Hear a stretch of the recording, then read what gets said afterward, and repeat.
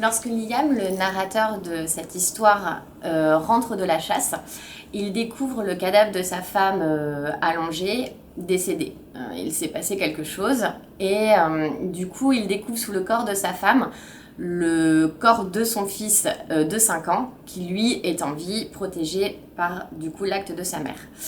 Là, on se retrouve devant quelqu'un qui va être complètement démuni face à la situation parce que du coup, c'est un homme qui est solitaire, qui est sauvage, qui faisait vraiment une différence entre lui, son quotidien quand il part à la chasse, et le duo que faisaient sa femme et son fils à la maison. Et là, il se retrouve seul avec lui et il va falloir qu'il trouve en lui ce sentiment de paternité et créer ou en tout cas faire mûrir ce lien de filiation et de paternité entre deux.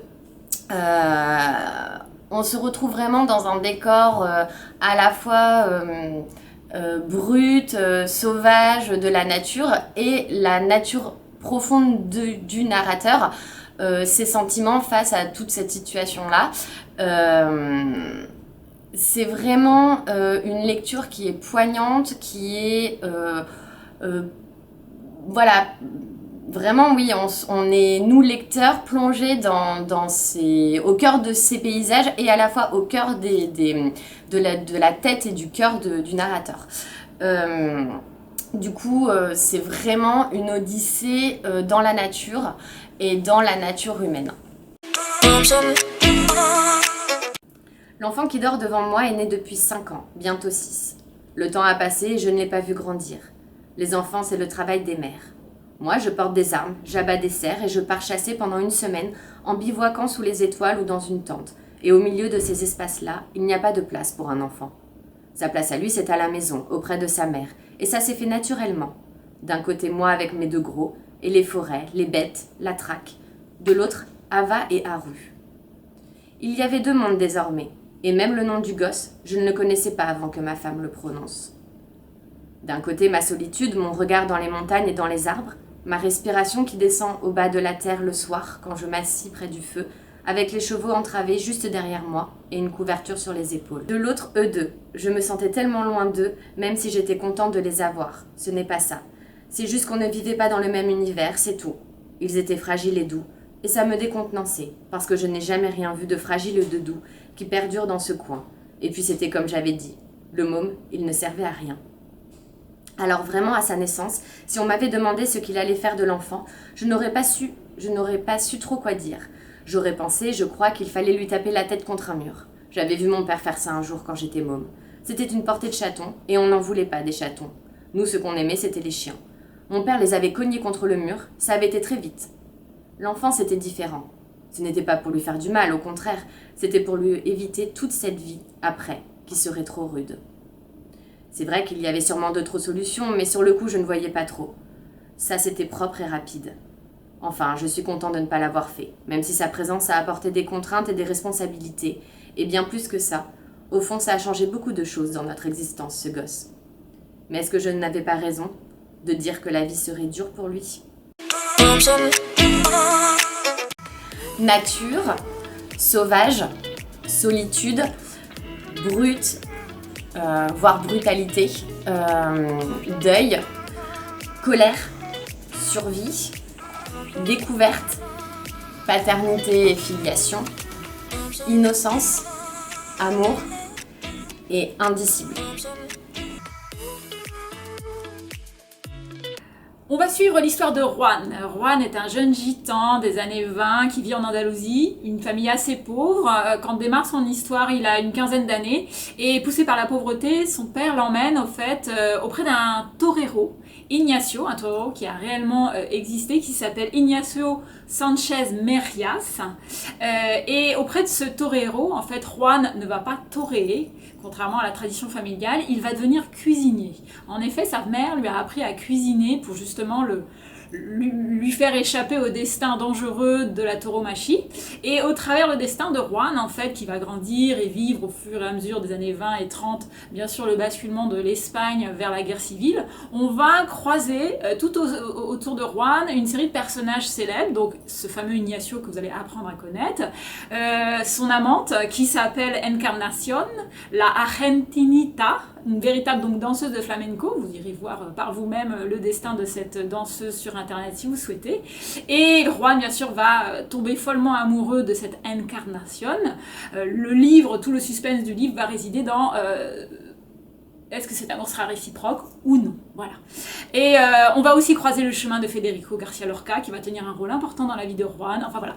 Donc c'est une saga qui est baignée d'Espagne. On va être baigné dans l'Espagne de cette époque. On a les senteurs, puisque en plus Juan cuisine, donc on a souvent cette atmosphère de nourriture, de fête. Hein. C'est un milieu très festif, puisque entre la tauromachie, le flamenco et puis l'art avec Federico García Lorca, mais aussi des personnages comme Pablo Picasso, on est environné, on est baigné dans l'Espagne, et c'est un récit à la fois lumineux, mais aussi très sombre, puisque le destin de Juan, bien sûr, va basculer avec la guerre d'Espagne, et puis on va être ému de son destin qu'on va suivre jusqu'à la fin de sa vie quasiment. Voilà.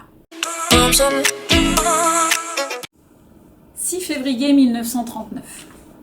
7h du matin, col de Ly. Avant de reprendre le chemin de la montagne, le petit groupe se tourna une dernière fois vers la silhouette du mât de Can Barris, qui s'effaçait sous la pluie glacée.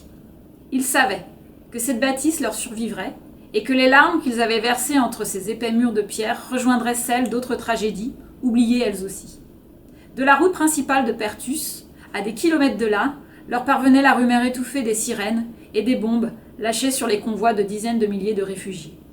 Eux avaient choisi le col enneigé de Ly pour passer la frontière espagnole.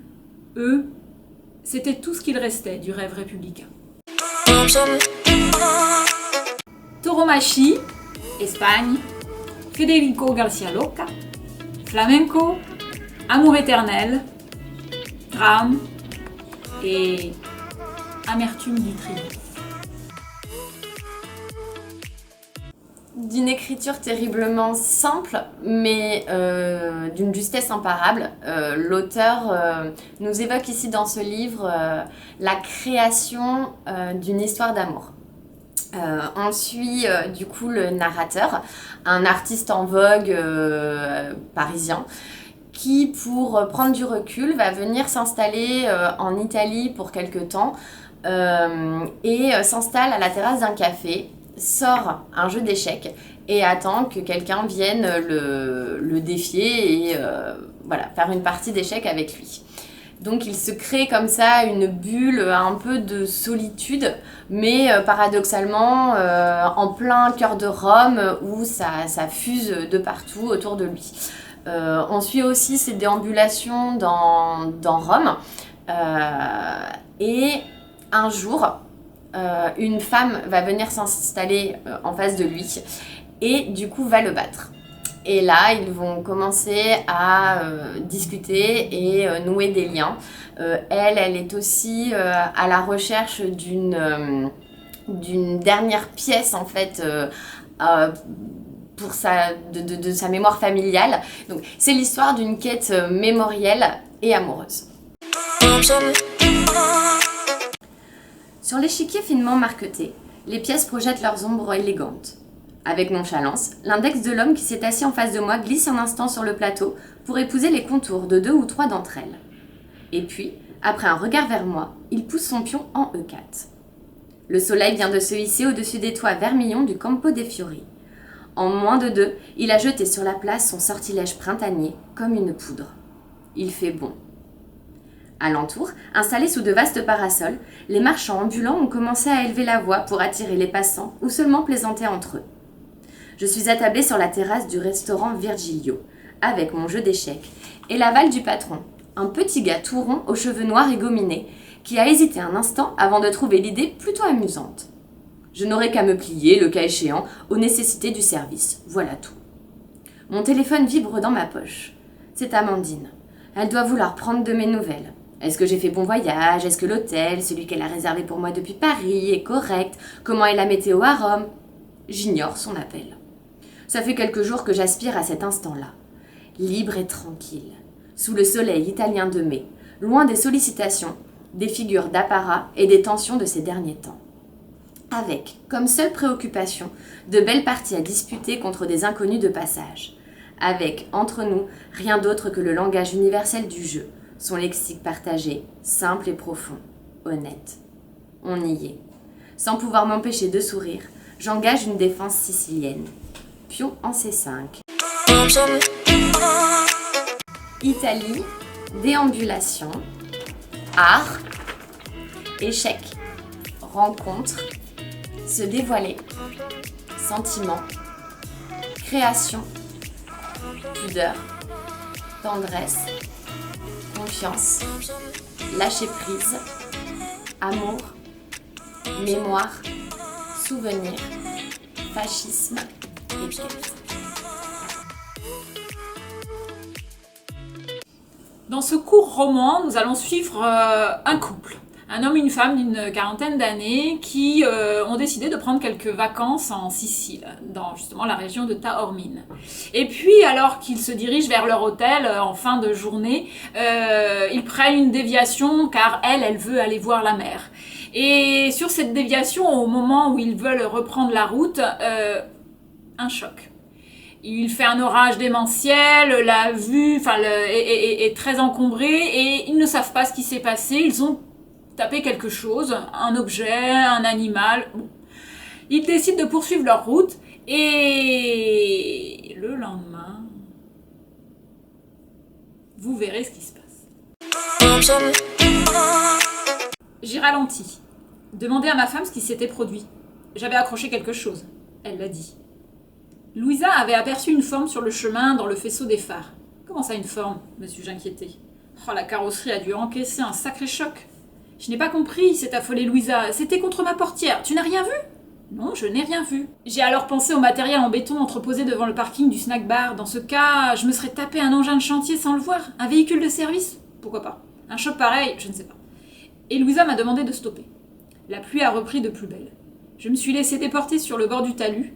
La route était ravinée, la voiture penchait, j'ai craint de m'être enlisée et difficile en ce cas, toute prévision confondue, de redémarrer. J'ai stoppé, coupé le moteur, baissé ma vitre, malgré la pluie. Dehors, tout était calme. Nous sommes restés silencieux. Seule, maintenant, la respiration haletante de Louisa. Je me suis demandé si je n'aurais pas par hasard manqué la sortie ou pris tout bonnement une autre route. Le visage de ma femme disparaissait dans la pénombre.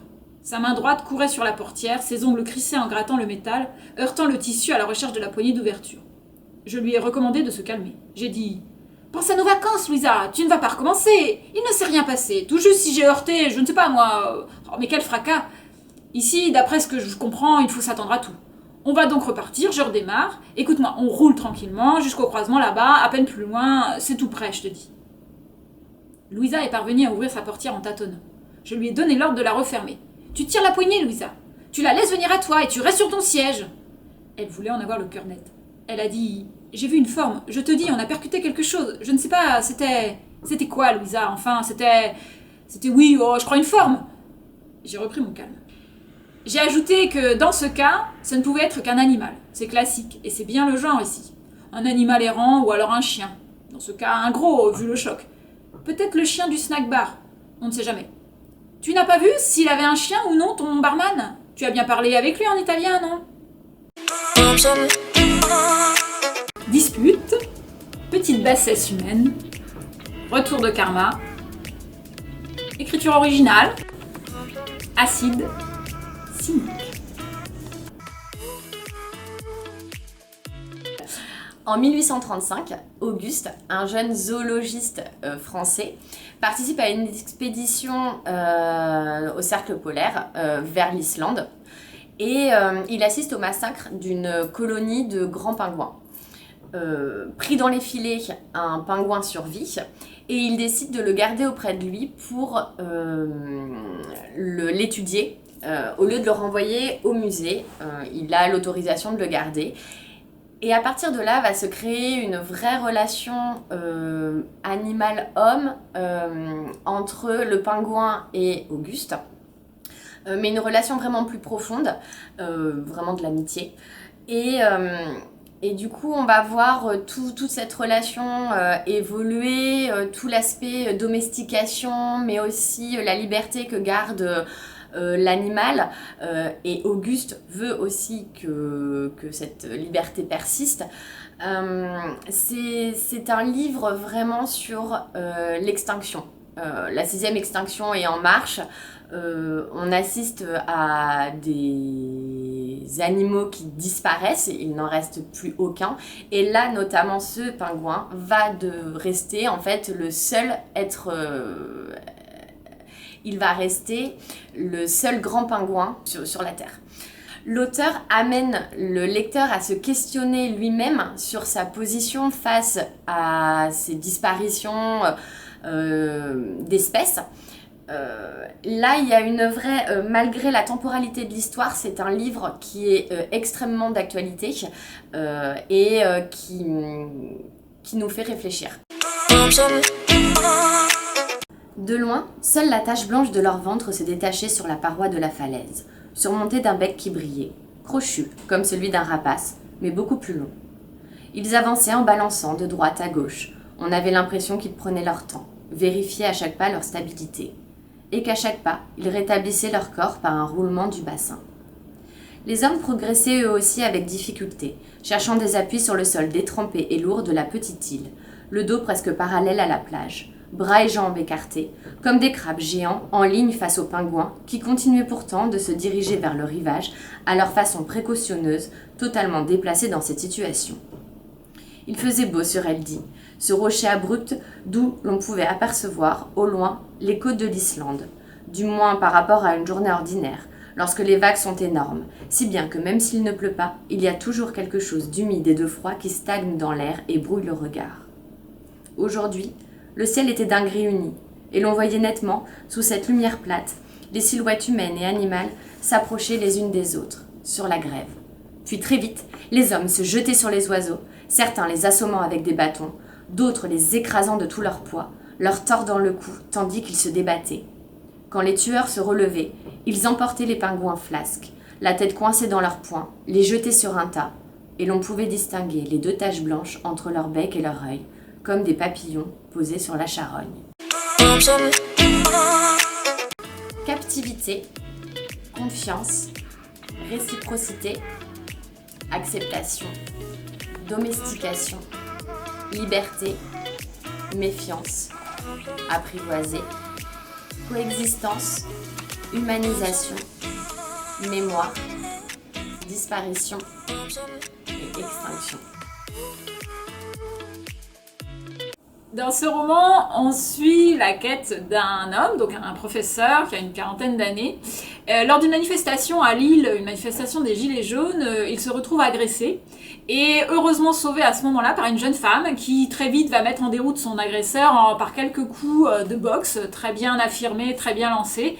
Et elle porte même au pied des chaussures de boxe, mais il n'a pas le temps de la remercier. Un peu sonné, il se relève et là, alors qu'il veut la remercier pour son geste, elle a déjà disparu. Toute sa quête va être de retrouver cette jeune femme parce que vraiment il avait trouvé son geste héroïque et ça l'a interpellé. Donc de terrain de boxe, de ring de boxe en ring de boxe, de salle de boxe en salle de boxe à Lille, il va peu à peu remonter la piste de la printanière, c'est le surnom qu'il lui a donné, et faire connaissance avec la famille de cette printanière et notamment faire connaissance avec le secret qu'il y a autour de cette jeune femme, puisque cette jeune femme était elle-même en quête de sa propre histoire.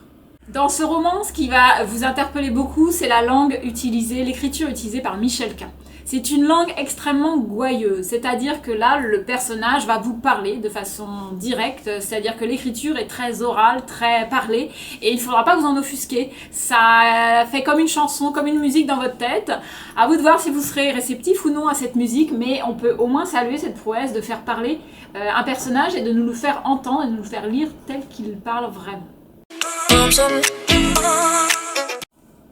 Quelques minutes immobiles, un père écartable bien en place, debout au milieu de ce carré, c'est drôle, guère plus grand qu'un ring, je reste attaché de replacer le lieu dans ma mémoire, Considérez la première étape dans la quête de ma boxeuse printanière.